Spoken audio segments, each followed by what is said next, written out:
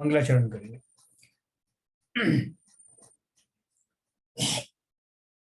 ओम नमः सिद्धेभ्यः जय श्री ओम नमः सिद्धेभ्यः जय श्री ओम नमः सिद्धेभ्यः।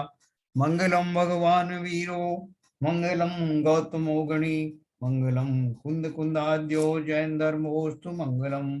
सर्वमंगल मांगल्यम सर्व कल्याण कारकम प्रधानम सर्वधर्माणां जैनम जयतु शासनम जैनम जयतु शासनम जैनम जयतु शासनम। 24 दोहे तक बहन जी ने पढ़े होंगे, 25 तक पढ़े होंगे।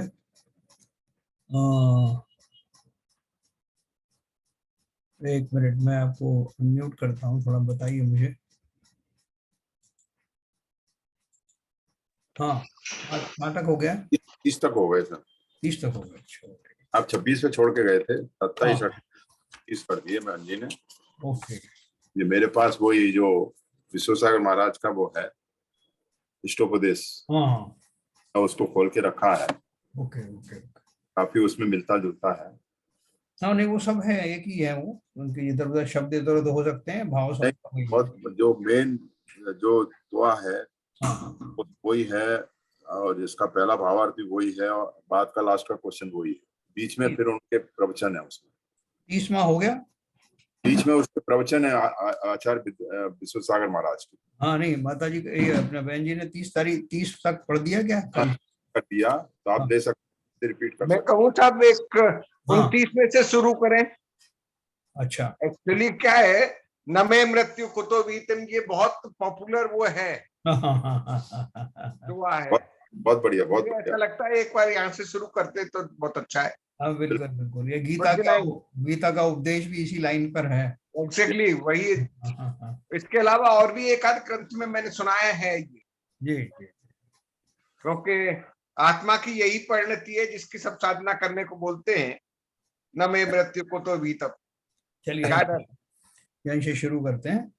मैं अभी आपको अनम्यूट करने की जरूरत नहीं है, म्यूट में ही मतलब अनम्यूट ही रहिए। तो अपन चिंतन करते हैं इसको। पौद्गलिक परिणति मेरी नहीं, 29 नंबर का जो दुआ है वहां से शुरू करेंगे अपन। जरा शेयर कर दीजिए।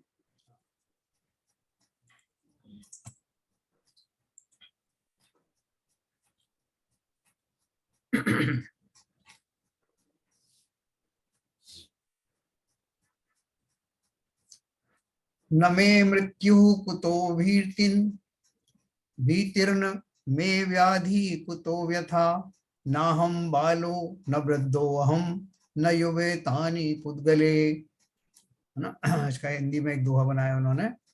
दुख कहाँ जब रोग ना, मरना फिर क्यों भीत, बाल युवा नहीं वृद्ध में सब पुद्गल परितीत। मेरी मृत्यु नहीं होती, इस कारण भय कहाँ से हो सकता है। मुझे व्याधि न है, कोई रोग नहीं होता, इसलिए कुतः व्यथा, इसलिए दुख कहाँ से हो सकता है। मैं बाल है ना बालक नहीं होता, वृद्ध है ना बूढ़ा नहीं होता, युवा ना जवान नहीं होता। एतानी यानी ये सब बातें पुद्गले पौद्गलिक शरीर में ही होती है ना। ये तो हम प्रत्यक्ष देखते हैं कि मृत्यु भी शरीर की होती है, और जन्म जरा मृत्यु, ये तीनों ही शरीर के ही होते हैं। ये अपन प्रत्यक्ष इस बात को जानते हैं, तो इसलिए उसको बात को हम कभी रियलाइज नहीं करते। अनजाने में ही हम ये महसूस करते हैं कि मैं बूढ़ा हो गया, या मैं जवान हो गया, या मैं बच्चा था। ये सारी जो स्थितियां शरीर की ही हैं, जो कि पौद्गलिक है। और मृत्यु भी शरीर की ही हुआ करती है। मेरी तो कोई मृत्यु हुई नहीं और ना कभी होगी। मेरी मृत्यु नहीं होती, इसलिए मुझे भय का कोई कारण नहीं है। मुझे व्याधि नहीं होती, अतः मेरे लिए पीड़ा का भी कोई कारण नहीं है। मैं बालक नहीं होता, बूढ़ा नहीं होता, जवान नहीं होता। ये सब स्थितियां पौद्गलिक शरीर में ही घटित होती हैं। तो ये बहुत क्लियर है दुआ। ये वास्तव में पढ़ने के लेवल पर तो हम लोग सब पढ़ जाते हैं, और किसी को भी पूछोगे तो वो कहेगा कि हाँ साहब ये सही है, इसमें क्या एक प्रश्न है, मतलब एक शंका है जी। वैसे ये बात तो मतलब है, मतलब मैं समझ रहा हूँ कि ये सच मानता भी हूँ कि भाई आत्मा जो है हाँ, मरती नहीं तो है। वो मतलब हाँ नहीं होती, वो बूढ़ी नहीं होती, जवान नहीं होती या ऐसा। लेकिन एक इसमें शंका ये हो रही है कि जब हम बालक होते हैं हाँ तो उस समय हमारे भाव अलग होते हैं, हाँ जब जब जवान होते हैं उस समय अलग होते हैं, बूढ़े होते हैं तब अलग होते हैं। हाँ हाँ, तो ये भाव तो जीव ही करता है ना साहब। बिल्कुल जीव तो करता है। फिर ये भाव क्यों बदल रहे हैं, जबकि आत्मा तो न बूढ़ी हो रही है न जवान हो रही है, एक ही रहती है। हाँ, तो वही तो, अभी आप जब बीमार हो जाते हो तो आपको क्यों लगता है कि मुझे भी बुखार आ रहा है, मुझे फला आ रहा है? जो शरीर की वर्तमान परिस्थितियां होती हैं, मोह के कारण जीव उसी में मस्त हो जाता है, वैसा ही चिंतन करने लगता है। मोह तो पूरी तरह व्याप्त है ना, हर एक पर्याय में, हर अवस्था में उसका शरीर से मोह होना, शरीर का छोटा बड़ा होना, उस समय होने वाले अपने ज्ञान का जितना उगाड़ है। अब ज्ञान में ही तो ये मान्यता है कि मैं बच्चा हूँ, ज्ञान में ही मान्यता है कि मैं जवान हूँ, ये मान्यता ही तो है ना। अभी वो बोलते हैं कि जो 108 साल के लोग भी हैं वो अपने आप को बूढ़ा नहीं मानते, इससे लगता है कि आयु जो है नंबर गेम है। ये सब क्यों कहा जाता है? तो जो हमारी धारणाएं होती हैं, उस धारणा में निमित्त कारण हमारे शरीर की स्थितियां वैसी होती है, वैसा बनता है। चिंतन भी वैसा होता है, मैं बीमार हूँ, मैं स्वस्थ हूँ। बहुत सारे लोग पूरे बीमार होते हैं फिर भी ये सोचते हैं कि मैं स्वस्थ हूँ, मुझे कुछ नहीं हुआ, और वैसा चिंतन कर पाते हैं। और बहुत से जो है अच्छे खासे स्वस्थ हैं, तब भी आप देखोगे 1 दर्जन गोलियां खाते हैं सुबह शाम तक। तो ये जो चिंतन है, शरीर के प्रति आसक्ति होना, शरीर की भिन्न भिन्न दशाओं का निमित्त पा करके, क्योंकि जीव अभी ज्ञानी हुआ नहीं, मिथ्या दृष्टि है, शरीर में पूरी मोह बुद्धि पड़ी हुई है, शरीर की विभिन्न अवस्थाओं में से विभिन्न विभिन्न प्रकार के निर्णय वो लेता है। तो चिंतन करना तो मेरा ही काम है, लेकिन वर्तमान अवस्था में, अज्ञानी अवस्था में, मेरा चिंतन शरीर की विभिन्न विभिन्न अवस्थाओं के कारण अलग अलग होता है। ठीक है। पर्याय का भी तो गुण है। जैसे बचपन में जो हमारी पर्याय है उसमें हमारे को उस टाइम में अबोध बुद्धि रहती है। हाँ, तो वो मैंने बताया ना, इसलिए तो मैंने बोला अलग अलग स्थितियों में वो जो शरीर की अलग अलग, शरीर और मन की जो अलग अलग मनस्थितियां बनती हैं, उनका संयोग पा करके जीव का चिंतन वैसे ही हो जाता है। क्योंकि अभी मैं ज्ञानी तो हुआ नहीं, अभी जैसे वो आप, शुद्ध आत्मा मतलब है, बाकी जो आवरण से सहित है, हाँ तो आवरण के कारण, क्यों आवरण तो घटता बढ़ता रहता है जब बालक की तब अलग है, अलग अलग स्थितियों में, तो उस हिसाब से फिर वो उसमें बदलाव आता है। हाँ, देखो वो निमित्त निमित्तिक संबंध किसे कहते हैं? जिस समय मैं बाल्यावस्था में होता हूँ, उस समय मेरा जो ज्ञान का विकास भी उसी अनुरूप रहता है। जब मैं थोड़ा बड़ा हो जाता हूँ तो वो जो शरीर के साथ साथ मेरी जो मानसिक स्थिति है वो भी वैसी ही होती है उस काल में।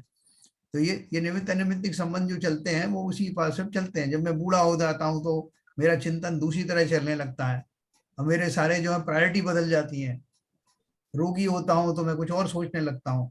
तो ये सारे निमित्त निमित्तिक संबंध अभी वर्तमान में, चूंकि मैं मिथ्यात्व में हूँ, इसलिए उन तात्कालिक परिस्थितियों को निमित्त बनाकर मेरा चिंतन भी उस रूप में बना रहता है। एक्चुअली तो ये सारी स्थितियां पर्याय जनित हैं। हाँ जैसे एक जवान भी है, जब तक शादी नहीं होती है तो उसकी प्रायोरिटी कुछ और होती है, शादी होने के बाद प्रायोरिटी दूसरी। प्रायोरिटी का मतलब है उसकी चिंतन है, भावना, भाव सारे बदल जाते हैं। हाँ और सारे जो आपने सही कहा कि मोह के कारण शरीर के साथ मोह है, परिवार के साथ मोह है, परिग्रह के साथ मोह है, तो भाव भी उसी मोह में डूब के उसी तरह के भाव बनते रहते हैं। अब देखो कोई व्यक्ति बहुत एकदम जवान है, उसे कोई बीमारी नहीं हुई है, तो उसका चिंतन दूसरी तरह का होता है कि मुझे, और वो धर्म से नहीं जुड़ा सपोज करो, तो वो कैसे आमोद प्रमोद में कैसे इन्वॉल्व करे, कहाँ कहाँ घूम के आए, किस तरह से अपनी फैमिली को लेके जाए, और क्या क्या क्या उस जाति का क्या क्या काम करे, वो उसके वैसे भाव बनते हैं। लेकिन वही जी व्यक्ति अगर बीमार रहने लग जाए तो उसके चिंतन में मूलभूत अंतर आ जाता है, और कहीं से उसको ये उपदेश मिल जाए कि भैया आयु का क्या भरोसा, कब चली जाए, तो उसका चिंतन दूसरा होने लगता है कि कैसे मैं अपनी फैमिली की व्यवस्था करके जाऊं, हो सकता है कि मैं आज हूं कल ना रहूं, और ये भोगना भोगना तो बात की बात है, अपन रहेंगे तभी तो ये सब होगा, ऐसा उसका चिंतन बदल जाता मुनि दीक्षा भी तो ऐसे ही लेते हैं। है। चिंतन का कारण मेरे को अपने आप से, शरीर से मेरे को अटैच करना है। हाँ, शरीर से अटैच रहता है ना, क्योंकि जब मिथ्या दृष्टि है जब तक तो घोर शरीर से ही अटैच्ड है। जब शरीर से अटैच ना रहे तो वो चाहे जवानी हो या बुढ़ापा हो, बचपन में तो खैर वो उतना उत्कृष्ट तो भाव नहीं होते, लेकिन फिर भी आप देखो पारसनाथ आदि जितने तीर्थंकर हुए, पंचमाल्यती हुए, उन्होंने 8 साल की आयु में ही संयम धारण तो कर लिया और वैसे ही वहीं डिसाइड कर लिया कि शादी नहीं करना है। तो उनकी बाल्यावस्था में और दूसरों की बाल्यावस्था में क्या अंतर रहा? नहीं तो आप आचार्य श्री को देख लीजिए, ज्ञान सागर महाराज को देख लीजिए। ज्ञान सागर महाराज 11 साल की उम्र में चले गए थे। हाँ, अब आचार्य श्री भी बचपन में ही क्या कहते हैं उन्होंने भाव ले लिए थे अपने। मतलब किंचित तो वो उस अवस्था के योग्य जो भाव होते हैं, वो पर्याय जनिक जो भाव होते हैं वो तो होते हैं, लेकिन उसमें भी बहुत सारे वेरिएशन मिलते हैं। यस, सभी के एक जैसा चिंतन नहीं होता। इससे सिद्ध होता है कि वो जो पर्याय दृष्टिपना है वो मिथ्यात्व के कारण विशेष रूप से वैसा होता है। और जो जिनको अब 3 का ज्ञान के धारी होते हैं तीर्थंकर, 3 ज्ञान में जो है उनका मति ज्ञान, श्रुति ज्ञान, अवधि ज्ञान तीनों होते हैं। और सुश्रुत होते हैं, मतलब सम्यक दृष्टि सहित होते हैं, सम्यक दर्शन सहित। तो वो तो मिथ्या दृष्टि नहीं है ना, जी वो आपको बाल की क्रियाएं करते हुए भी दिखाई देंगे, जी। लेकिन फिर भी उनका जो चिंतन है वो इस जाति का नहीं होता जिसमें शरीर से लगाव होता है। तो जन साधारण के साथ तो ये काफी प्रोमिनेंटली घटित होता है कि जिस समय शरीर की जो अवस्था होती है उसके अनुसार ही उनका चिंतन होता है। ठीक है सर, ललित जी? चलिए सब आगे। जी ठीक है। तो बोल रहे हैं मेरी मृत्यु नहीं होती इसलिए मुझे भय का कोई कारण नहीं है। देखो, जैसे अगर डरना नहीं है वो इस तरह से अर्थ निकाल लेगा, जैसे बोलते हैं ना, पूत कपूत तो काधन संचय, पूत सपूत तो काधन संचय, है ना?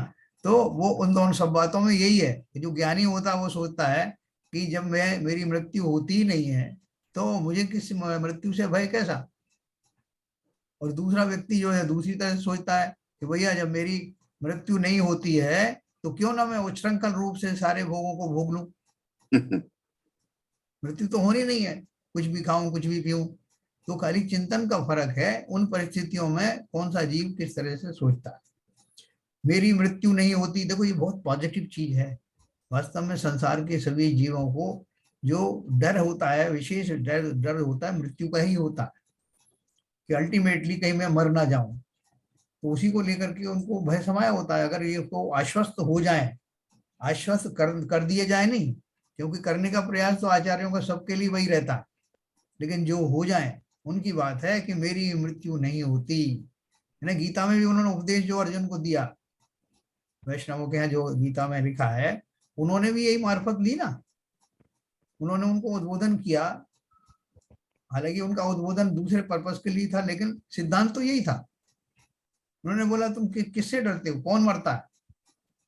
आत्मा कभी मरती नहीं। और ये तुम्हारे जो सब रिश्तेदार आदि जो खड़े हैं, बंधु बांधव, जिनको मारने का तुम्हें भय लगता है, मरेंगे तो ये भी नहीं। भले ही तुम इनको प्रहार करोगे तो वो डर जाएंगे, जो भी हो जाएगा, लेकिन मरता कोई नहीं, इसलिए घबराओ मत। तो वहां उन्होंने वो युद्ध के लिए इसी सिद्धांत का सहारा लिया। और अपन दूसरी ढंग से कह सकते हैं कि भैया इनको मारने से क्या मिलेगा, मरता तो कोई है नहीं, न तुम मरोगे ना ये मरेंगे, इसलिए किसे प्रताड़ना दे रहे हो। इसलिए मृत्यु में सब अजय हैं, आज नहीं तो कल ये आत्माएं भी सुधर जाएंगी। तो खाली एक मूल चिंतन की बात है, और उस सिद्धांत का उपयोग हम अपने धर्म के मार्ग में आगे बढ़ने में किस तरह से लगाते हैं ये हमारे ऊपर निर्भर करता है। वास्तव में ये सिद्धांत इतना बढ़िया है कि हमारी जन्म जन्म की जो मृत्यु से जो भय की हम संभावनाएं रहती हैं वो सब समाप्त हो जाए। मेरी मृत्यु नहीं होती इसलिए मुझे भय का कोई कारण नहीं, मुझे व्याधि नहीं होती। अरे साहब ये तो आप झूठी बातें बता रहे हो, व्याधि नहीं होती, व्याधि तो बहुत होती है, अभी भी हो रही है? तो ये आप झूठी कल्पनाएं क्यों कर रहे हो? कल्पना नहीं है। अभी देखो मैं गया था वहाँ बेंगलोर, तो वहां पर वो जिस परिवार में गया था उनका बेटा जो है वो एयरफोर्स में, सॉरी एयरलाइंस में है, पायलट है। उसको एक अचानक से क्या सूझा कि वो ऑस्ट्रेलिया में किसी ज्ञानी के पास गया। उस ज्ञानी के पास अपने इंडियन ही थे, वो क्या विद्या उसको सिद्ध थी, उन्होंने उसको पूरा जो है ना ब्रेन को उन्होंने मोबिलाइज किया। मोबिलाइज करके उनको 8-10 लोगों को बोला कि ये जो अंगारे रखे हुए इनके ऊपर तुम चलो।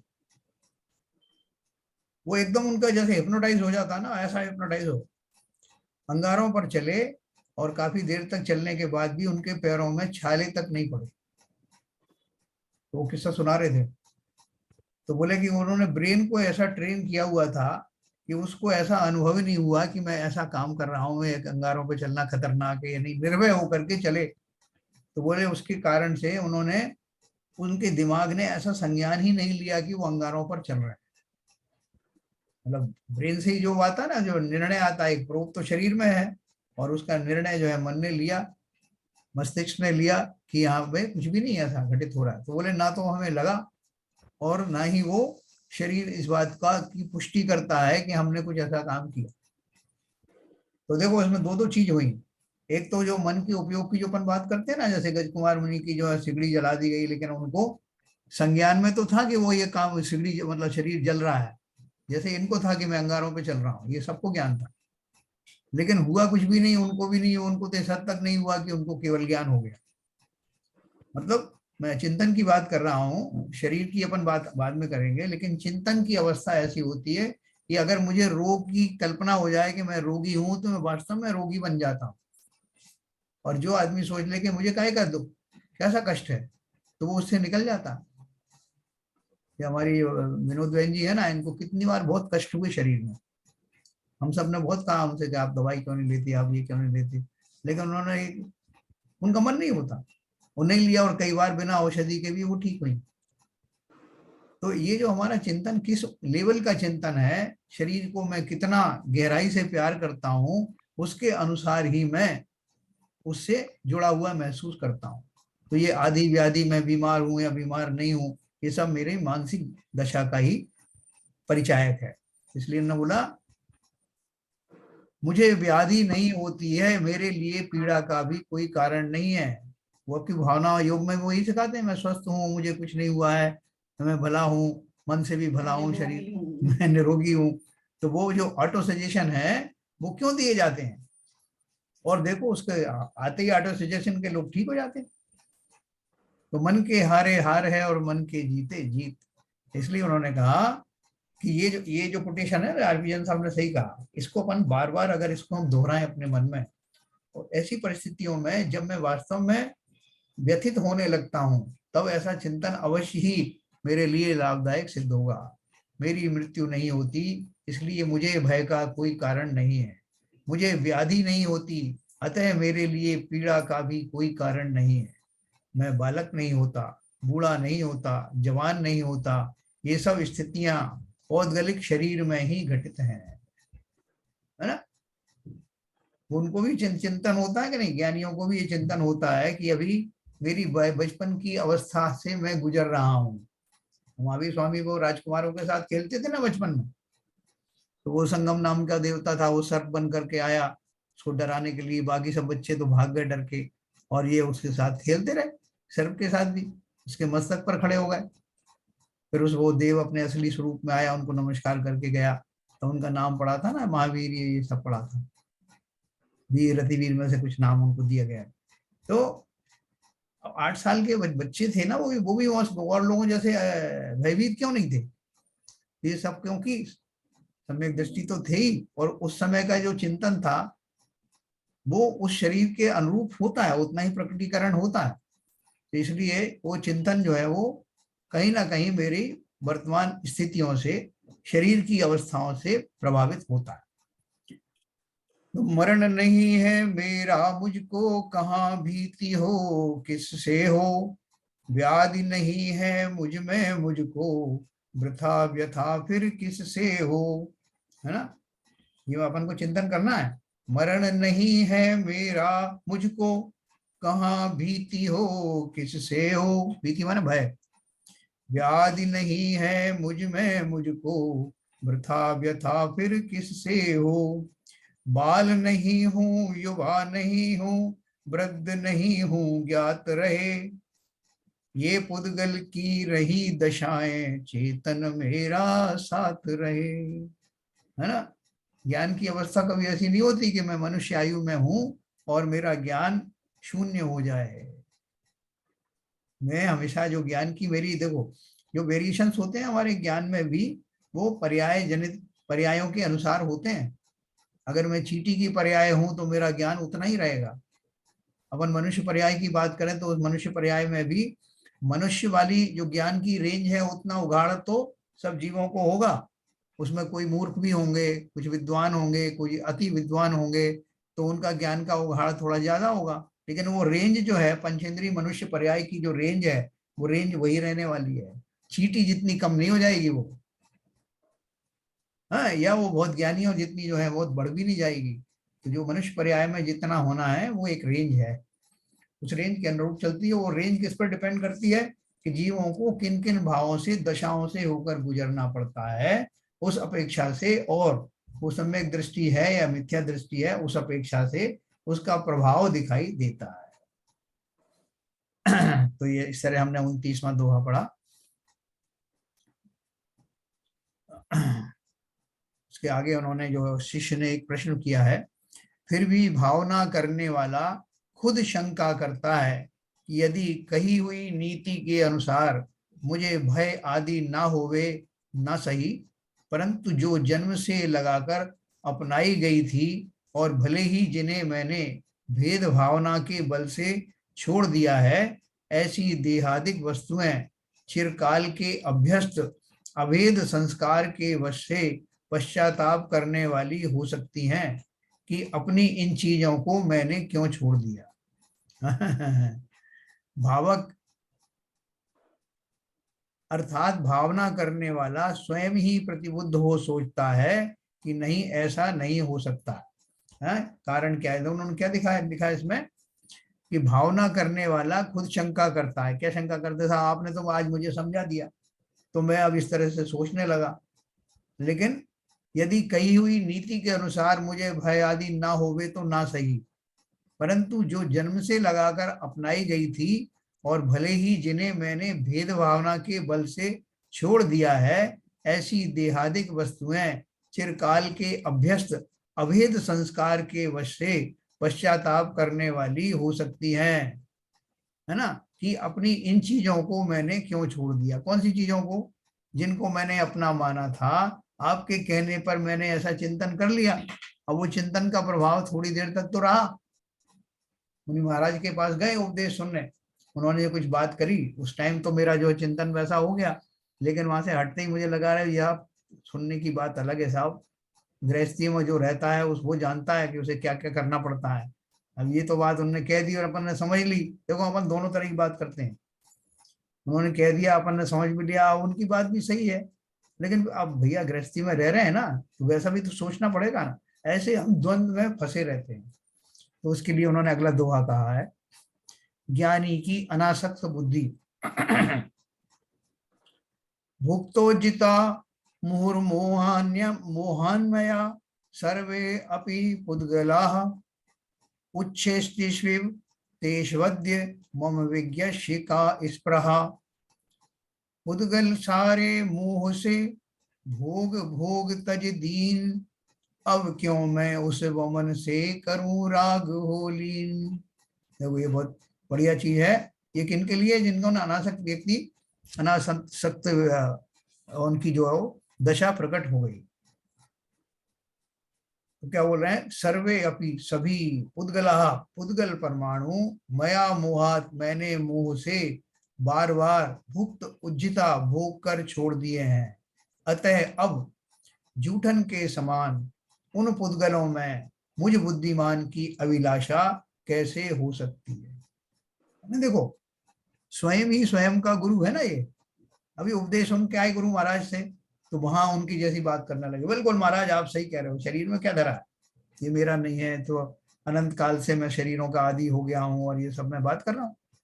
अब वहां से निमट के आए तो फिर मन में आया कि देखो भैया इन उपदेशों से काम तो चलना नहीं है, मेरे एक बेटा है और एक बेटी है और पत्नी है, सबका ध्यान रखना पड़ेगा ना। महाराज ने तो कह दिया, महाराज के तो काम है नहीं कुछ इनके पास, तो मैं वापस से वहीं आऊंगा और उसके लिए मैं तरीके ढूंढूंगा, उसके लिए मैं तर्क ढूंढूंगा कि क्यों मुझे वापस गृहस्थी में स्थापित हो जाना चाहिए। फिर उसके बाद में ऐसे भाव आने के बाद में फिर अगर उसको ऐसा चिंतन हुआ, स्वयं ही गुरु है ना स्वयं का, स्वयं के भाव से ये चिंतन आया या कोई और देश ना मिली, तो फिर वो ऐसा सोचता है, क्या सोचता है, मोह भाव से मैंने सभी पुद्गल परमाणुओं को बार बार भोगा और छोड़ा है। ये भोजन आदि, ये वस्त्र आदि, ये सारे परमाणु, ये मैंने परमाणु से बने हैं ना, इन सबको कितनी बार भोगा है। संसार का कोई परमाणु ऐसा नहीं बचा जिसको मैंने भोग भोग करके छोड़ा ना हो। तो इसमें उन्होंने एक उदाहरण देते ना कि जैसे उल्टी होती है ना, उल्टी करने के बाद, वमन करने के बाद जो पदार्थ निकले हुए हैं, क्या उनको कोई बुद्धिमान ग्रहण करेगा? तो जिनको मैंने बार बार छोड़ा है, भोग भोग कर छोड़ दिया है, ऐसे परमाणुओं के प्रति मेरी आस्था है ना, वास्तव में कितनी उचित है, ऐसा चिंतन वो स्वयं करता है। मुझ बुद्धिमान की अभिलाषा कैसे हो सकती है? महाभारत में लिखा है, मोह भाव से मैंने सभी पुद्गल परमाणुओं को बार बार भोगा और छोड़ा है। मतलब वो जो जिसकी दशा बदल जाती है बीच बीच में, हम और आप सब उसी में है ना। हम वहां जाते हैं मंदिर में तो वहां जैसे हो जाते हैं, साधुओं के पास बैठते हैं तो वहां जैसे हो जाते हैं, गृहस्थों के पास बैठते हैं तो उन जैसे बोलने लगते हैं, क्योंकि हमारी स्थिरता नहीं है ना अभी। एक तो चंचलता है संस्कारों की, और दूसरे मोह आदि के कारण हमारी दृष्टि भी वैसी ही बनी हुई है। बार बार सुनते हैं साहब, बहुत अच्छा लगता है मंदिर में, ठीक बात है साहब, वो जो प्रवचन वगैरह भी सुनते हैं अच्छा लगता है, लेकिन अब साहब गृहस्थी लेके बैठे हैं, तो गृहस्थी के अनुसार तो सोचना पड़ेगा। हम अपने आप को जस्टिफाई करते हैं, और जस्टिफाई क्या करते हैं, हमारी जो तीव्र रुचि है, जो हमारी आसक्ति है, वो उन्हीं में अभी भी वैसी ही बनी हुई है, थोड़ी बहुत वो हिल जाती है बस। इसलिए उन्होंने बोला, फिर से समझाया आचार्य ने कि भैया तुम चिंतन ऐसा रखो, और वास्तव में बहुत से लोग इसी तरह का चिंतन करने लगते हैं, जिसके फलस्वरूप गृहस्थी भी एक दिन छूट जाती है। मोह भाव से मैंने सभी पुद्गल परमाणुओं को बार बार भोगा और छोड़ा है, अब जूठन के समान उन त्यक्त पदार्थों के प्रति मुझ बुद्धिमान की इच्छा कैसे हो सकती है? अर्थात अब उनके प्रति इच्छा ही नहीं है। तो जिसे अगर मान लो ये हो ही गया होगा, तो वो ऐसा चिंतन नहीं करेगा। ये चिंतन किनके लिए है? जो अभी स्थिर होने के प्रोसेस में है। ये उनकी दशा नहीं बताई जो स्थिर हो चुके हैं, उन्होंने पहले किया था ऐसा चिंतन, जिसके फलस्वरूप वो स्थिर हो गए। अब ये चिंतन मुझे करना है, बार बार करना है। मोह भाव से विगत काल में मुझसे ये पुद्गल सारे, बहुत बार भी भोगे छोड़े उर्धारे। वमन रूप सम भोगों में अब मेरा मन यदि फिर जाता, विज्ञ बना, विज्ञ माने विद्वान, विज्ञ बना मुझको शोभा क्या, देता उत्तर लजवाता। अब जो मैं ज्ञानी हो गया हूं, तो मैं उनका कोई मुझसे पूछता कि भैया जो पदार्थ तुमने भोग भोग के छोड़ दिए हैं, जो उल्टी के रूप में, वमन के रूप में बाहर आ गए हैं, उनको फिर से स्वीकार करना तुम्हें अच्छा लगेगा? तो बोलते हैं कि जब ऐसा विद्वान मुझसे पूछते हैं तो मैं शर्म से गड़ जाता हूं, बहुत लज्जित होता हूं कि वास्तव में बात तो सही है। तो आगे देखो उन्होंने क्या बोला। यहाँ पर शिष्य, ये सबके समझ में आया होगा, यहाँ पर शिष्य कहता है कि वे पुद्गल क्यों बंध जाते हैं, अर्थात जीव के द्वारा पुद्गल क्यों और किस प्रकार से हमेशा बंध को प्राप्त होते रहते हैं। आचार्य उत्तर देते हुए कहते हैं, ये जो पुद्गलों का जो बंध है ना, ये अपने तत्वार सूत्र में थोड़ा पढ़ा था।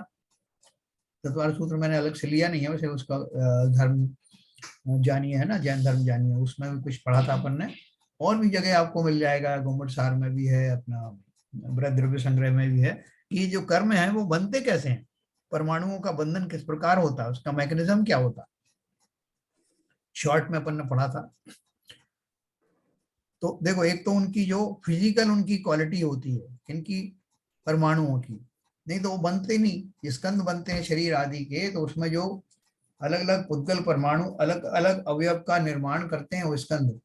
आंखों के जो पुद्गल स्कंद हैं वो अलग जाति के होते हैं, क्योंकि यहाँ जैसे पलक को तुरंत जो है वो कोई भी किसी प्रकार का जो कष्ट आए या संकट आता है तो पलकें फटाफट बंद हो जाती है ना। नाक में वैसी सेंसिटिविटी वाले परमाणु होते हैं, कान में वैसे ध्वनि सुनने वाले योग्य होते हैं, और उसी हिसाब से उस त्वचा के अलग अलग जगहों पे उनके रंग भी वैसे होते हैं। तो उस कॉम्बिनेशन वाले परमाणुओं का जब क्लस्टर बनता है तो वहां उनके रंग भी बदलते हैं।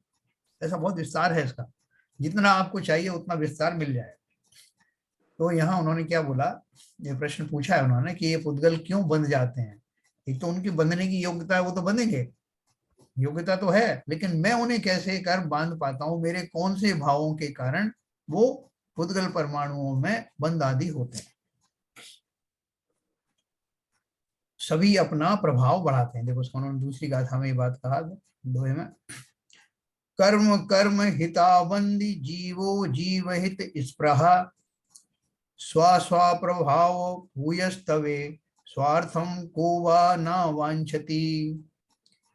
कर्म कर्म हित में लगे जीव जीव हित लाग निज प्रभाव वृद्धि निरख स्वार्थ किसे न जाग।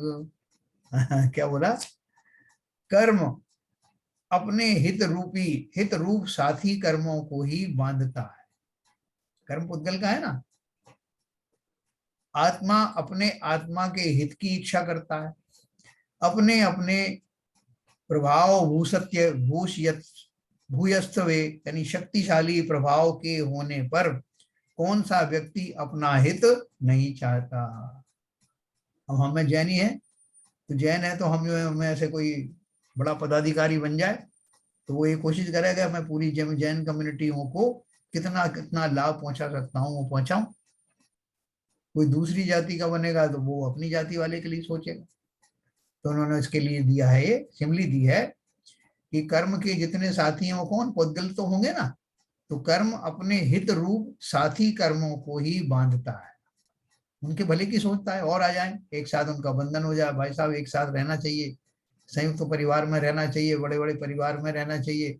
आखिर हम सब जो हैं जीव हैं, तो हम जीव को किस अपेक्षा से यूज कर रहे हैं, संबंधों की अपेक्षा से। तो जैसे उन्होंने कहा कि पुद्गलों की जाति चाहेगी कि वो सब पुद्गलों को अपने पास मिला के रखे, और आत्मा चाहेगी कि मेरे जैसे स्वरूप वाली जो है वो वस्तुएं एक साथ इकट्ठी हों। अपने अपने शक्तिशाली प्रभाव के होने पर कौन सा व्यक्ति अपना हित नहीं चाहता, है ना। और क्लोज में चले जाओ कि कोई आईएएस ऑफिसर बन गया, कोई मंत्री बन गया, तो अपने परिवार के जनों का भला करेगा ना पहले, तो उसकी सिमिली दी उन्होंने। भावार्थ क्या है, कर्म कर्म का हित चाहते हैं और जीव जीव का हित चाहता है। सो ठीक ही है, अपने अपने प्रभाव के बढ़ने पर कौन अपने स्वार्थ को नहीं चाहता। अर्थात कर्म अपनी कर्म रूप संतान को पुष्ट किया करता है और जीव अपने स्वात्मोपलब्धि रूप मोक्ष सुख को चाहता है।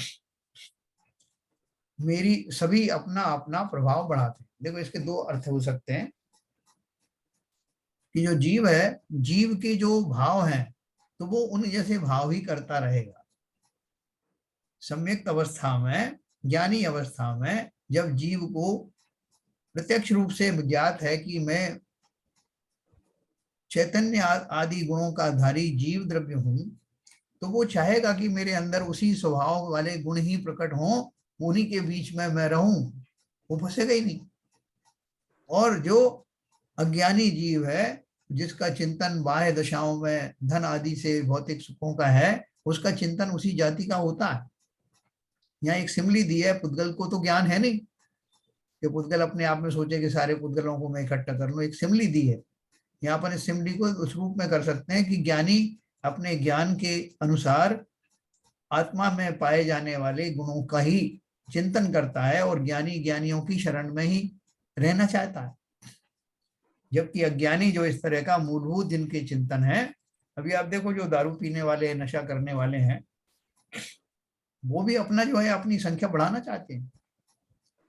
वो अपनी जो संगत है उस संगत में ही रहते हैं और चाहते हैं कि उनकी संगत में और लोग भी जुड़े हैं। तो यहाँ उन्होंने जो बात कही है वो इसी अपेक्षा से कही है कि जो वास्तव में जो ज्ञान के धारी हैं वो अपनी सारी अवस्थाओं में ज्ञान का ही चिंतन करते हैं, और जो अज्ञानी है वो उद्गल आदि के संबंधों से में जुड़े रहते हैं, भ्रमित रहते हैं। इसलिए उन्होंने देखो आगे 2 में कहा, कर्म चाहता तभी कर्म हित, कर्म कर्म से जब बंधता। कर्म चाहता तभी कर्म हित, हाँ, कर्म चाहता तभी कर्म हित, कर्म कर्म से जब बंधता। यहाँ उन्होंने उसी को सीधा सीधा ट्रांसलेट किया है कि जब कर्म चाहता है, कर्मों का हित करना चाहता है, तो एक दूसरे से बंध जाते हैं। कर्म कर्म से बनते हैं मतलब कर्म परमाणु एक दूसरे से बनते हैं ना। जीव चाहता तभी जीव हित, जीवन जिससे है सदता। जीव कब चाहेगा? जीव चाहता तभी जीव हित, जीवन जिससे है सदता। जब वो चाहेगा तभी जीव का हित होगा और उससे ही वास्तव में जीवन का विकास होता है।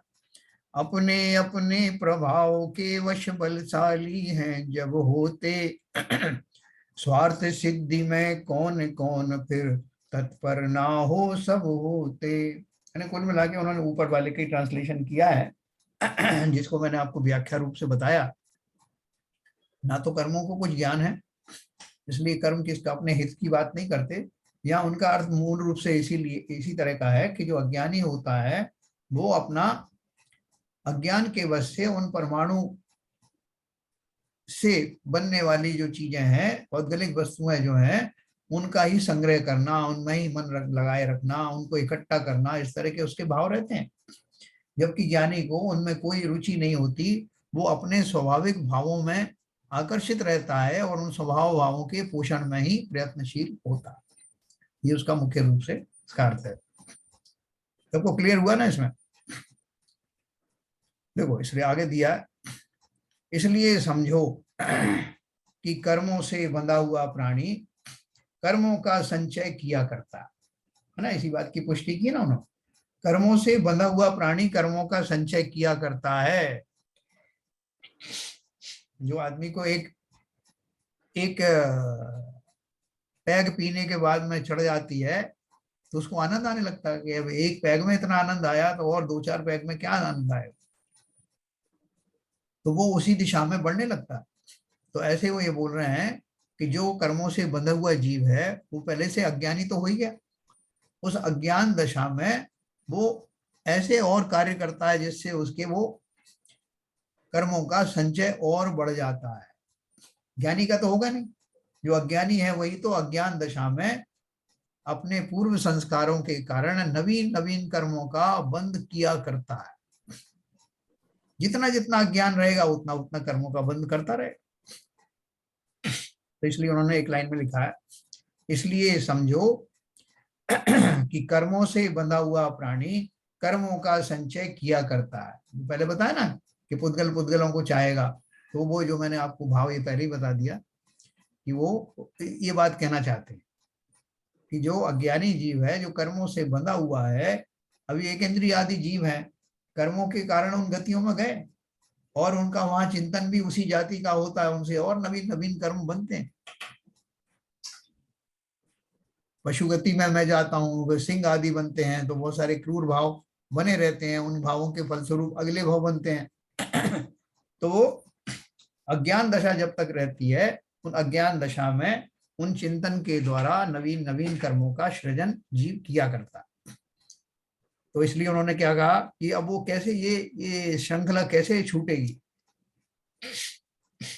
मैं अज्ञानी हुआ तो फिर मेरे खोटे जो है भाव हुए, खोटे भाव हुए तो मुझे फिर से नवीन कर्म बंद होगा, आश्रय हुआ बंद होगा, बंद हुआ जब उदय में आएगा फिर नवीन बंद होगा। वो जो अपन बात करते हैं तो उसी के लिए उन्होंने बोला तो इसकी श्रृंखला को रोकने का क्या उपाय है, तो उन्होंने दिया है आत्मोपकारी बनने का उपदेश। मैं एक बार इतना पढ़ूंगा फिर अपन बात करेंगे। परोपकृति मुत्सृज्य सोपकार परो भव उपकुर्वन् परस्याज्ञो दृश्यमानस्य लोकवत्। जड़ देहादिक मात्र का करे जड़दि उपकार, अतः तजो औ सुजनवत करो निजी उपकार। परोपकृति यानी पर के उपकार करने को छोड़कर स्व उपकार यानी अपने उपकार करने में तत्पर हो जाओ। तत्पर हो जा, दिखाई देने वाले इस जगत की तरह अज्ञानी जीव पर का उपकार करता हुआ पाया जाता है ना। आप सबने वो विमान यात्रा करी होगी, हवाई जहाज में बैठे होंगे, तो वो जो डिमॉन्स्ट्रेशन देती है वो लड़की कि आपका जब विमान जो है यहाँ पानी में चला जाए या फलाना हो जाए तो जैकेट पहनना है, चेहरे पे ये मास्क लगाना है। फिर वो एक बात कहती है, सबसे पहले स्वयं धारण करना, दूसरों की सहायता बाद में करना। पहले खुद इक्विप हो जाना अच्छी तरह से। नहीं, लोग क्या करते हैं, खुद तो ढंग से पहना ही नहीं और दूसरों को पहनाने चल देते हैं। तो इसलिए वो बार बार ये बात को अंडरलाइन करके बोलती है, कभी भी आप सुनना। ऐसे ही जिन जीवों को दूसरों का उपकार करने की बहुत भावना रहती है ना, कि भाई साहब मेरा कुछ भी हो जाए लेकिन दूसरे को संभाल लूंगा, वो ना खुद को संभाल पाते हैं ना दूसरे को संभाल पाते हैं। इसलिए आचार्यों ने विशेष रूप से कहा पर के उपकार करने को छोड़कर, यहाँ ये नहीं कहा कि पर का उपकार करो ही मत, पर के उपकार करने को छोड़ करके अपने उपकार करने में तत्पर हो जा। दिखाई देने वाले इस जगत की तरह अज्ञानी जीव पर का उपकार करता हुआ पाया जाता है। कि भाई साहब मैंने उनको बहुत समझाया कि आप आया करो, प्रवचन में बैठा करो, उपदेश में बैठा करो, और मैं सारे टाइम यही सोचता रहा, प्रवचन में बैठा भी, कि कल किसको जोड़ना है, परसों किसको जोड़ना है, उनको कैसे कन्विंस करूंगा मैं साहब ये भी तो अच्छी बात है ना। मैं प्रवचन में बैठा बैठा यही सोचता रहा, तुमने अपना भला किया क्या?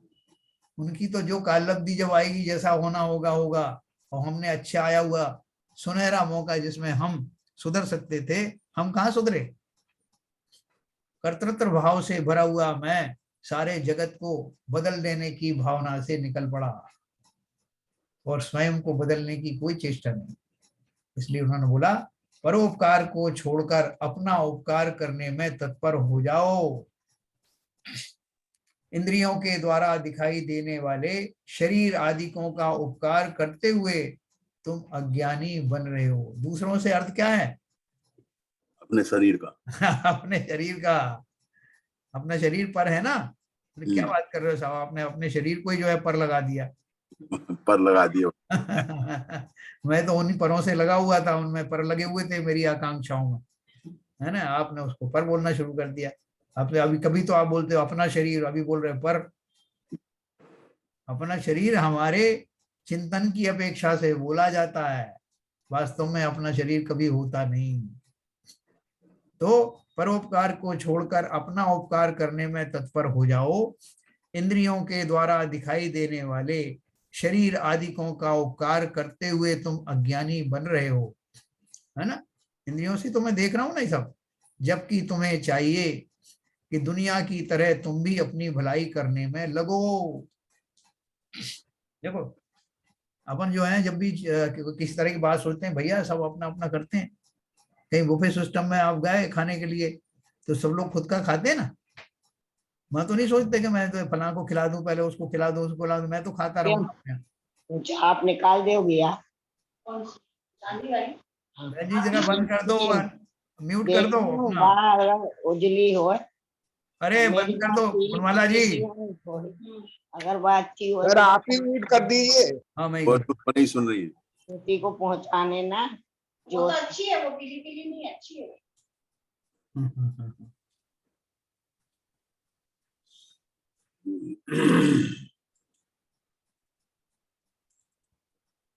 तो देखो क्या बोल रहे हैं, परोपकार को छोड़कर अपना उपकार करने में तत्पर हो जाओ। इंद्रियों के द्वारा दिखाई देने वाले शरीर आदिकों का उपकार करते हुए तुम अज्ञानी बन रहे हो। मैं शरीर के उपकार क्यों करता हूँ? क्योंकि मैं शरीर को अपना मानता हूँ, इसलिए उसके उसमें लगा रहता हूँ।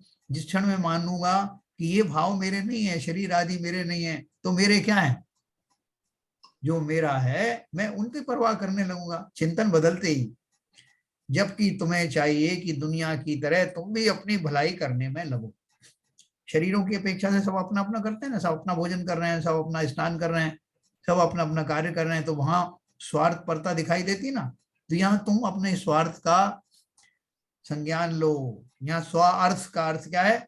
अपने अर्थ के लिए नहीं, आत्मा के लिए जो कुछ अभीष्ट हो उसी में रम जाना। दुनिया के लोग जब तक दूसरे को दूसरे रूप में नहीं जानते तब तक उनका उपकार करते हैं।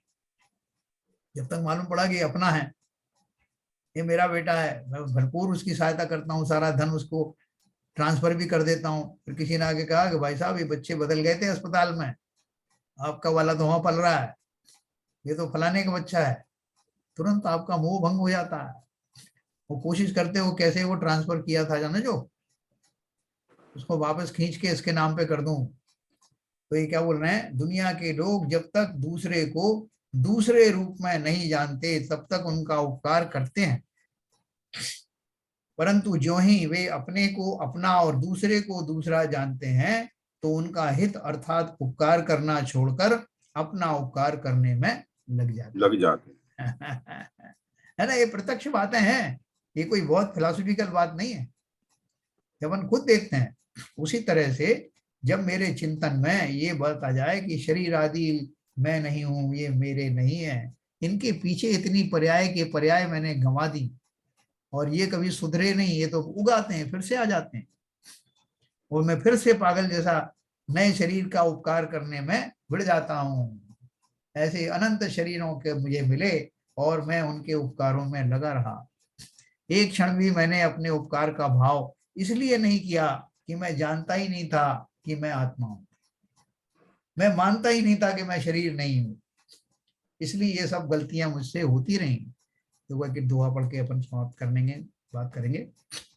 परोपकारों का अब ना पात्र बनाओ भूल कभी, पर को उपकारों का अब ना पात्र बनाओ भूल कभी, निज पर ही उपकार करो अब पात्र रहा अनुकूल यही। अब तो सुधर जाओ।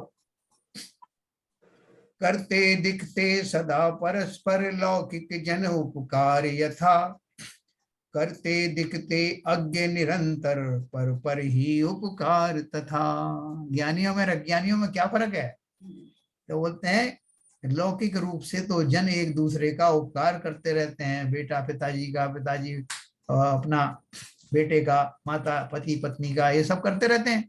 लौकिक जन एक दूसरे का उपकार करते हैं उनको अपना मान करके या शरीरों को अपना मान करके। और जो ज्ञानी है वो क्या करते हैं? करते दिखते यज्ञ निरंतर पर ही उपकार तथा, है ना। अज्ञ करते हैं ये, और विज्ञ क्या करते हैं? वो अपने अपने भावों को अपना ही, अपने भावों का पोषण करना, अपने को अपने योग्य समझना कि मैं कौन हूं और उसी का उपकार करना, ऐसा उनको बहुत क्लैरिटी रहती है। तो बाकी के अपन कल पढ़ेंगे। ये हमने 32 दोहे पढ़े, इसमें किसी को कोई प्रश्न मेरे ख्याल से तो होगा नहीं, लेकिन फिर भी अगर है तो अपन बात करेंगे।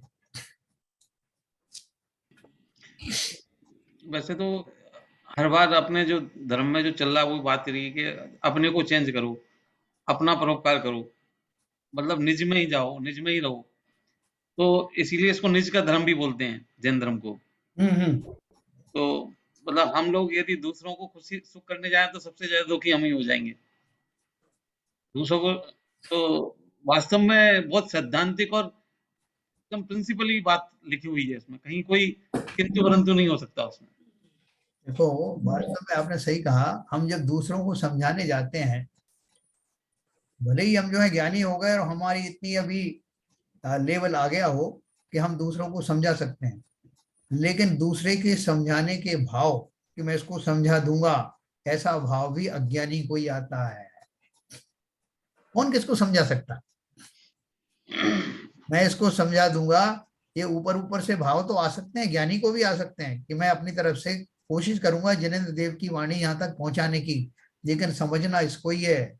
अगर ये ना समझे तो मुझे कुछ लेना देना नहीं, मैं इसमें खेद खिन्न नहीं होऊंगा, ऐसा पक्का विश्वास उसको है। ठीक है सर। तो अभी अपन क्या करें इसमें, पदमचंद जी कुछ करें अपन, क्या लोग अपने अपने आप समझ जाएंगे? अपना अनम्यूट करिए। अपने आप ही समझेंगे साहब। नहीं, मगर अपने ऐसा सोचने से कि मैं किसी का कुछ नहीं करूं, तो वो परिवारों के प्रति हमारी जो जिम्मेदारी है वो कैसे पूरी होगी? अब सब अपने अपने कर्म के हिसाब से काम कर रहे हैं, हाँ, चल रहा है। अपन कुछ नहीं कर रहे हैं, अपन तो नियोक्ता है, कोरे कोरे निमित्त हैं। हाँ, बहुत बढ़िया। तो हम निमित्त हैं, तो अपनी भूमिका के अनुसार जितना हमसे होता है हम करें, और वो बस ऐसा यही है। वैसा अगर वो ना करते हैं कोई दूसरे, तो हम खेद खिन्न ना हो, हाँ, खेत की ना हो। बस इतनी सी बात रखना है गृहस्थी में रह करके भी, और समय निकाल करके। जैसे एक नशे वाला आदमी है, वो इधर उधर मौका देख करके नशा करने लगता है, या कोई भी और बुरी लत वाला जो है वो एकांत पा करके अपना मौका निकाल लेता है। ऐसे ही ज्ञानी जीवों को मौका निकाल के गृहस्थी में से थोड़ा जहां अवकाश मिले, तुरंत अपने कल्याण की भावना में चला जाना चाहिए। चिंतन से, स्वाध्याय से, कैसे भी करके समय निकाल के येन केन प्रकारेण उस गृहस्थी में से अपने योग्य समय निकाल के अपनी भूमिका का निर्वाह भी करे, लेकिन उसमें अकारण फंसे नहीं, बार बार अभ्यास करे। पहले मैं गृहस्थी में से 2 घंटे अपने लिए बचा लेता था, अब 4 घंटे, 6 घंटे। और चिंतन तो मैं हमेशा की कर सकता हूँ ना, कौन बचा सकता है, कौन रोक सकता है? क्या ललित जी, कर सकते हैं अपन, नहीं कर सकते? जी कर सकते हैं, बिल्कुल कर सकते हैं, इसका प्रयास करें तो पक्का कर सकते हैं। पर लेकिन ऐसे चिंतन से हम दुखी हो जाएंगे कि सुखी होंगे? तो कहा, तो मैं गाना सुन रहा था बढ़िया बढ़िया, आपने चिंतन में लगा दिया। नहीं, एक्चुअली चिंतन से एक्चुअली अब जो हमारा राग और अगर मान है उसमें, जैसे अगर हम कोई चीज करते हैं, कई बार हम इसलिए भी दुखी होते हैं कि जैसा हम चाह रहे हैं, जैसे हमारा बेटा है जैसा वो बन जाए, हम वैसा नहीं बना। तो हम 2 वजह से दुखी होते हैं कि भाई एक तो हमारा मान सम्मान कम होगा समाज में, बिल्कुल। तो भाई जैसा चाह रहे थे, और दूसरा कि ये जो राग है उसका भी जो मैं चाहता हूँ भाई ये ऐसा बन जाए, वो बन जाए, जो उससे हम मोह है एक्चुअली। हाँ, इन दोनों कारणों से हम जो है चिंतित रह रहे हैं। तो लेकिन हम कर, जैसा आप बता रहे हैं, करके मतलब छोड़ दें, निश्चिंत रहे, मतलब बाकी जो होना है उसको होना है, हम निमित्त हैं केवल। अगर नहीं है निमित्त, हमें बनना नहीं लिखा है तो नहीं बनेंगे। हाँ। अगर हम निश्चिंत ना रह करके इस बात में दुखी मनाते रहे कि काश ये ऐसा हो जाता, काश ये अपन, ऐसा चिंतन हो सकता है कि मैं बेफिक्र हो जाऊंगा, तो फिर ऐसा चिंतन थोड़ी होगा कि काश ये ऐसा हो जाए। तो इसलिए मैं बेफिक्र नहीं होना चाहता। मैं चाहता हूं कि मेरे अंदर में ऐसा द्वंद चलता रहे, मेरे द्वंद के फलस्वरूप ही तो मैं इसको कोई नई नई शिक्षाएं दूंगा, और एक दिन ये सुधर जाएगा। इसलिए मैं, हाँ, तो फिर हम उसमें आत्मचिंतन नहीं कर रहे हैं, मतलब दूसरा चिंतन कर रहे हैं। हाँ, चिंतन उस समय हमारा आत्मचिंतन नहीं चल रहा है उस समय। ये द्वंद रूप आर्त ध्यान चल रहा है, है द्वंद रूप आर्त ध्यान चल रहा है आर्त ध्यान चल रहा है। जी जी। है ना? कि काश ये ऐसा हो गया होता, काश ये वैसा हो गया होता, अब मैं क्या कौन सी युक्ति लगाऊं जिससे ये ऐसा हो जाए। तो इसमें 2 चीजें हुई, एक तो मैंने वस्तु स्वरूप को समझा नहीं, कौन किसको जो है बदल सकता है, और दूसरा स्वयं को नहीं समझा कि मुझे इस तरह के खोटे चिंतन से कर्म का ही बंद होगा, जिसका जो होना है वो तो वैसे ही होगा, मैं मुफ्त में इन कर्मों का बंद कर रहा हूं। ऐसा चिंतन अगर जीवन में आ जाए तो जीव सुधरे बिना ना रहे। ऐसा चिंतन कर सकते हैं अपन। कोई और बताएं? वैसे भी बोलते हैं ना कि जैसे आपको किसी को आपको बताना हो कि मिठाई छोड़ दे, पहले खुद छोड़ ले, तो सामने वाले को वैसे ही पता लग जाएगा कि भाई के आपके फायदे दिखने लग जाएंगे। हाँ, तो आप खुद खाते रहो, दूसरे को सलाह देते रहो, तो मतलब ना तो खुद न मानोगे ना दूसरे, मतलब एक जैसे कहते हैं सैक्रिफाइस होता है इन्फ्लुएंस, आप अपने आप अच्छे हो जाओगे, आप जाएंगे तो लोग आपको देख के खुद जो आपके साथ में रहने वाले हैं वो खुद भी चेंज होने लग जाएंगे। क्या विपुल जी ये सब प्रैक्टिकल बातें हैं या ऐसे हम लोग थ्योरी थ्योरी फंडे दे रहे हैं? विपुल जी बताएंगे। नहीं सर, प्रैक्टिकल है, पूरा प्रैक्टिकल है, कोई इसमें थ्योरी नहीं है, पॉसिबल है, सब चीज पॉसिबल है। नहीं मगर अपन निश्चिंत हो जाएंगे तो बच्चे आगे कैसे बढ़ेंगे, उनको कौन जो आगे बढ़ाएगा? नहीं वो अपना कर्तव्य पूरा करते रहिए, और वो एक मतलब लिप्त होना और कार्य करते रहना बिना लिप्त हुए, वो एक कला है, वो हाँ, आनी चाहिए। बहुत बढ़िया, बहुत बढ़िया। मतलब ये प्रैक्टिकल है। वास्तव में जो विपुल जी कह रहे हैं ये एक कला ही है। अब जो ललित जी ने बात कही ना, बहुत बढ़िया। देखिए, राग और द्वेष, एक तो वो मान के चक्कर में कि मेरा नाम होगा, दूसरा राग जिसके चक्कर में पीछे पड़े हैं उसके, क्या ये सुधर जाए सुधर जाए। मगर जो बात विपुल जी ने कही कि अपना कर्तव्य करके छोड़ दो, जो होना है वो तो वैसा ही होगा। तो ये तो आर्ट एक्वायर करनी पड़ेगी। अब ये बाबूजी ने कर ली है आर्ट, जो है काफी एक्वायर कर ली हो, ज्यादा चक्कर में पड़ते नहीं। अभी बताएंगे बाबूजी इस बारे में। नहीं तो ये तो उनका चिंतन है, ये उनकी सामर्थ्य है, सबको मिले। हाँ, काफी उन्होंने अपने आप को जो है संतुलित किया है इस ओर। बाबूजी थोड़ा बताइए जरा। आप सब कुछ बता चुके हैं इसमें। नहीं नहीं, आपने आपने कैसे अचीव किया है ये बात आप समझिए। अब अनुभव बताइए कैसे अचीव किया बाबूजी। स्वाध्याय क्या असर है और कुछ नहीं, मैं तो स्वाध्याय मानता हूँ। हाँ, ये जब तक हमको ये चिंतन नहीं होगा कि जो बात कही जा रही है, जो जो जो शास्त्रों की बात कही जा रही है उसमें तत्व है, प्रैक्टिकल है, तो ऑटोमेटिक ही आपके आचरण में आने लगेगा, आपको जरूरत नहीं पड़ेगी उसकी प्रयास करने की। बराबर, मतलब उस पर विश्वास लाना पड़ेगा पहले। हाँ हाँ बिल्कुल बिल्कुल। बोलते हैं इसी का नाम पुरुषार्थ है, इन बातों के ऊपर विश्वास लाना। ये इन प्रकार मैंने मुझे इसको अपने आप को इस बात पे विश्वास दिलाऊं कि ये बात सही है, ये बहुत बड़ा पुरुषार्थ है। सिद्धांत तो लेना पड़ेगा। बोले हम साहब पुरुषार्थ के बिना कुछ नहीं हो, क्या पुरुषार्थ करूं? यही पुरुषार्थ करूं कि इन बिना इस चिंतन के मेरा भला होगा नहीं, और ये सब अक्षरशः सत्य बातें हैं, ऐसा विश्वास स्वयं को दिलाना। दूसरों को दिलाने में हम पूरी एनर्जी लगा देते हैं। भाई साहब मैंने ऐसे उदाहरण दिए, उनको वैसे समझाया, फलाना, वो समझ के ही नहीं दिया उन्होंने। अरे वो क्या समझ के देंगे? हम अपने आप को समझा पाए क्या? बल्कि और उल्टा गाली दे देने लगते हैं, बहुत ज्यादा बक रहा, बहुत ज्यादा बनता है, बहुत दुनिया, बजाय इसके कि स्वयं समझे। तो इसलिए बहुत समझ सोच करके आगे बढ़ना चाहिए। सब दूसरों को समझाने में लगे रहते हैं। इन दोनों में क्या लिखा है? सब दूसरों को समझाने में लगे रहते हैं, स्वयं को जो समझाए वही बुद्धिमान है। सही बात है, बिल्कुल सही, 100% सही है। चलिए साहब, तब समय हो गया अपना, जिनवाणी स्तुति करेंगे।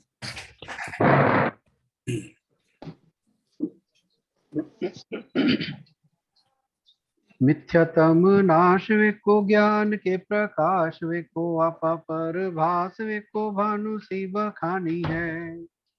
छहो द्रव्य जान वेको बंध वेधि भान वेको स्वपर पिछान वेको परम प्रमाणी है। अनुभव बताए वेको जीव के जताए वेको काहू न सताए वेको भव्य और आनी है। जहाँ तहाँ तार वेको पार के उतार वेको सुख विस्तार वेको यही जिन वाणी है। हे जिनवाणी भारती तो है जपूदन रैन, जो तेरी शरणा गए सो पावे सुख चैन। जिनवाणी के ज्ञान से सूझे लोकालोक, सो वाणी मस्तक धरो सदा देते हैं धो, सदा देते हैं धो। जिनवाणी माता की जय। जय। नमो।